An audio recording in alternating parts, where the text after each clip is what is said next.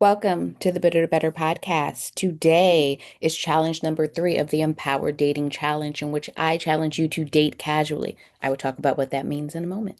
But first, just know that on my website, coachtracie.life, which you can find the link for in the show notes, I now have a list of webinar registry, or really a webinar schedule, where you can register for my free Date Better as a Mom webinar. So what I am now doing is I will be running that webinar on a consistent schedule that's listed on my website, and people can register, and I will conduct the webinar on those dates, as long as there are enough people registered for me to do so. So just want to make you aware of that. In the show notes, you can get the link for the registration for Date Better as a mom. So just want to let you know about that. That will be an ongoing thing. I'm currently um I've currently launched the Date Better program. I'm working with a few moms right now in that program.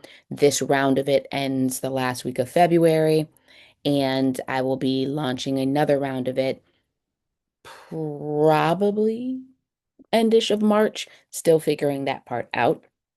Um, I'm trying to be mindful of interruption to the program when I go to Vegas for my bachelorette and go to Mexico for my wedding.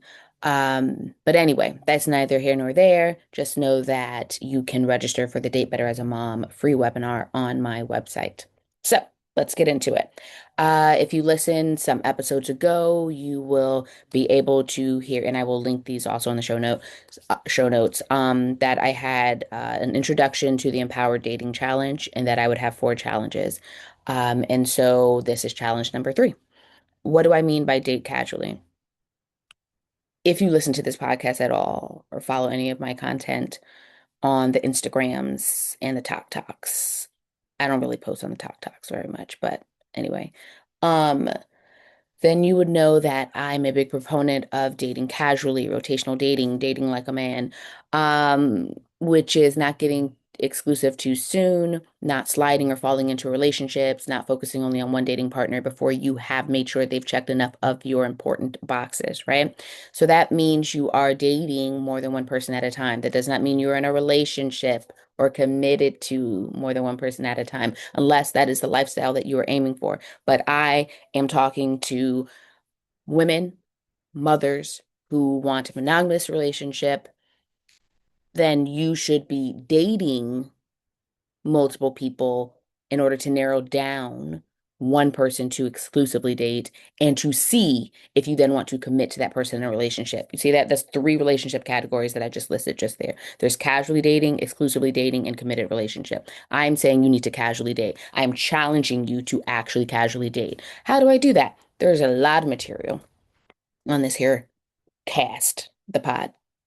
To explain that, again, may link some of that as well. But ultimately, it is choosing to engage with guys, go out on dates with guys who you meet, and do that. And not just automatically give all of your time and energy to one guy while you're doing that. If you meet somebody else who's interested in going out with you and you're interested in going out with them, then you do that because you have not had conversations with or made any commitments to this other person who also has the right to casually date. When you meet each other, you have full lives going on. So the expectation that you meet someone who you like, you go on a date with them, and then suddenly all of your interactions with everybody else stops is unrealistic and not healthy, quite frankly. Um, and so you want to actually be like, hey, I'm going to go out to dinner with this person and dinner with this person, and movies with this person, and, get to know these people, romantically interview them. Because remember, you are a human resource director of your life. You do not put out a job posting and just accept the first person who walks in and says, I'm right for the job. That would be dumb. That would be dumb, and it gets you in a bad place. Okay. And I'm speaking to moms, oftentimes women, of certain age, and therefore certain life experience, who can attest to the fact that that gets you in a bad place. Just sliding and slipping into those relationships, spending a bunch of time with somebody who you like, you have a good time, then you start merging your lives more and more together, whether it's financially, having children, moving in together, saying, oh yeah, we're exclusive, we're just with each other, when you have not made sure to check off all those other boxes. All those other boxes, some of the things I'm referring to are being able to notice the difference between a companion versus a partner. This is something that I've been recently talking about in these very particular terms. What do I mean? A companion is somebody who is fun to hang out with. You have a good time. You guys like each other's vibe and energy. I say here for a good time, not a long time, as a companion. A partner is a person who you build life with, who it makes sense to build life with. Now, I want to be clear. An ideal partner is both a good companion and a good partner. But a companion is only a companion and not a partner. What do I mean? That ideal partner list. At this point, you should know all about it. If you don't, maybe I'll link maybe I'll link it. But um you create the ideal partner list, you put all the preferences that you have for your ideal partner, and some of those things are going to be things that are attuned to companionship. Oh, I like, going out with him. He's funny, we have a good time, stuff like that. And a lot of those things should be things that you would want from a partner, someone who is reliable and responsible with their money. Maybe they keep a house well, like whatever the things are that are important to you. They would make a good step parent, or they're a good parent to their kids. These are partnership things. These are you're trying to build with somebody. Maybe they have similar life goals. Maybe they want home ownership like you do. Maybe career advancement, whatever your things are, that's partnership. And we make the mistake so often of trying to partner with someone who should only be a companion. And that's not a bad, like, companionship is not a bad thing. That's a wonderful thing. It needs to start with companionship. You don't know if you don't even get to the point of would they be a good partner if you don't like them enough to hang out with them, and like they're not a good companion, right? But the issue is you're having fun and really enjoying this time and falling for this companion, and you're like, oh yeah, let's try to do this life thing that has ruined many a lives. So with that, let's try to do different. Let's casually date guys so you are sorting and sifting and vetting them in and out. You're getting to understand.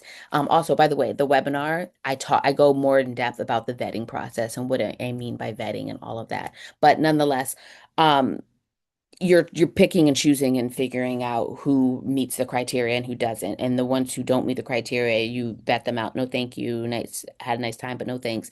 And you find more guys to bring into that dating circle, your dating pool, so that you can your roster, if you will, so that you can be figuring out like, hey, do I want to maybe focus my time and energy on dating just one of these guys? And you have the exclusivity conversation, which I've talked about, and that is still before committed relationship. There's a fine line between dating exclusively or being exclusive, and committing to a relationship, a committed relationship, which is to say, with exclusive dating, yes, you are only going on dates with that person. You've decided, you've risen to the top of this pool of people I'm dating, and I want to continue to get to know you, and us only focus on getting to know each other. So we're not dating other people, we're not talking to other people, all of that.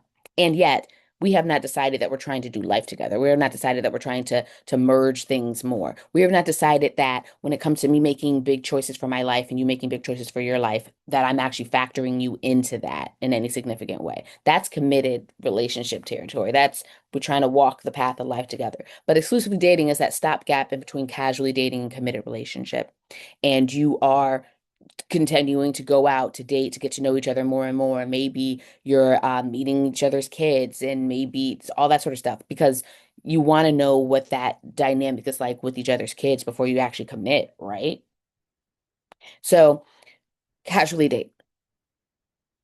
Go on the dating apps, go out in person to social events, do networking events. I've gone on and on in episodes about where to meet people, how to meet people, all of that sort of thing. My point is, my challenge to you is to hold back on that urge and desire to like get exclusive with this guy who you just really like. And then let me back up a little bit. Then there are those of you who are getting exclusive with guys like in the DMs on a dating app, which is wild and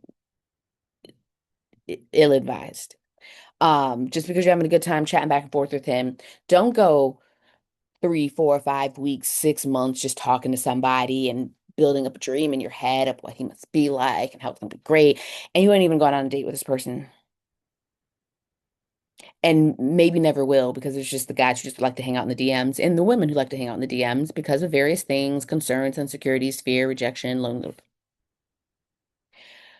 But then if you do get around to actually meeting the person, you've built up this idea of them and you don't even know if in person you're attracted to them or they're attracted to you. You don't know if there's good chemistry or not. You don't know how they act. You don't know how they treat you. You don't know any of this stuff. So don't build up ideas about a person until you've gotten to really meet them and hang out with them and spend time with them in public so that you can see how they are with other people.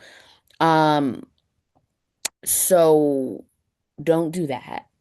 The Date Better program, I go into that very much so about one-sided exclusivity, getting exclusive too soon, all of these sort of things. You must have an exclusivity conversation, which I would not go into detail about here in this episode. There's other content that talks about that.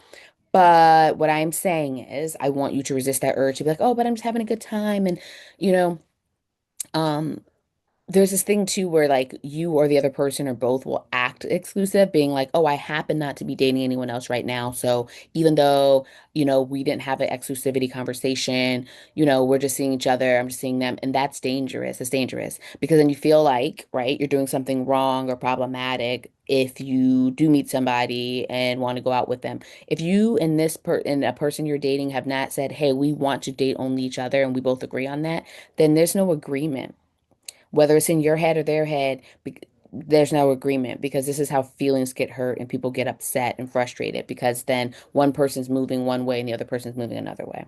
You owe it to yourself and have the responsibility to yourself to be a big girl and to tell somebody like, hey, this is where I am with this situation. All right.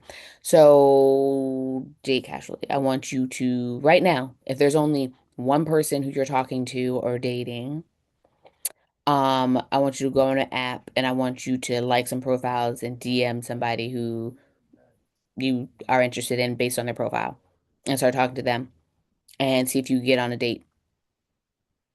That's what I want you to do and report back.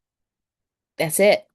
Short and sweet. Just bam, bam, bam. Just giving you the challenges. This is not as handholdy as it would be if we're working together on a long-term basis, like in a program or something. It's just not. I'm just giving you the challenge. The idea is that if you lean into these challenges and do these things, you will be dating in a more empowered way, more efficiently, effectively, and enjoyably. It takes practice, it takes work, it takes effort, it takes trying new things, it takes pushing through some of those barriers and fears. I'm just here to this challenge is just about giving it to you straight on the things that I really, really encourage you to do and to try. All right, that's all.